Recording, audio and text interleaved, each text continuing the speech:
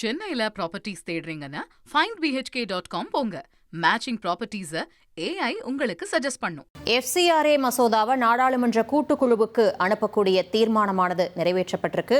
இது குறித்த கூடுதல் விவரங்களோடு இணைக்கிறார் செய்தியாளர் ரமேஷ்குமார்.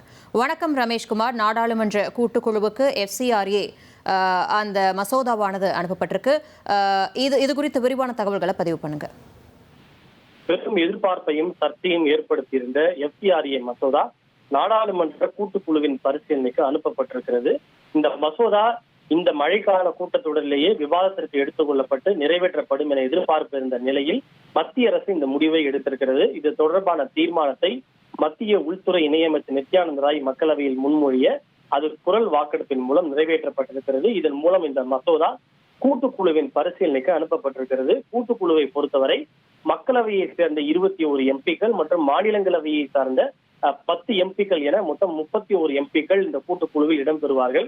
அவர்கள் இந்த மசோதா குறித்து விரிவான ஆய்வுகளை செய்து பல்வேறு தரப்பினரிடம் கலந்துரையாடலை மேற்கொண்டு அவர்களின் கருத்துக்களை கேட்டு பெற்று பின்னர் இறுதியில் அறிக்கையாக அதனை மீண்டும் மத்திய அரசிடம் சமர்ப்பிப்பார்கள். அந்த அறிக்கையின் அடிப்படையில் மத்திய அரசு மீண்டும் இந்த மசோதாவை கொண்டு வந்து நிறைவேற்றும் என எதிர்பார்க்கப்படுகிறது. அடுத்த குளிர்கால கூட்டத்தொடரின் கடைசி வாரத்தின் முதல் நாளில் கூட்டுக்குழு தன்னுடைய அறிக்கையை தாக்கல் செய்யும் என்று தெரிவிக்கப்பட்டிருக்கிறது. இந்த தீர்மானம் விவாதத்திற்கு எடுத்துக் கொள்ளப்பட்ட போது காங்கிரஸ் கட்சியின் சார்பில் பேசிய KC வேணுகோபால் அவர்கள், நீங்கள் இந்த மசோதாவை கூட்டுக்குழுவுக்கு அனுப்பக்கூடாது, மாறாக நீங்கள் அதனை திரும்ப பெற வேண்டும் என்ற கோரிக்கையை வலியுறுத்தினார்.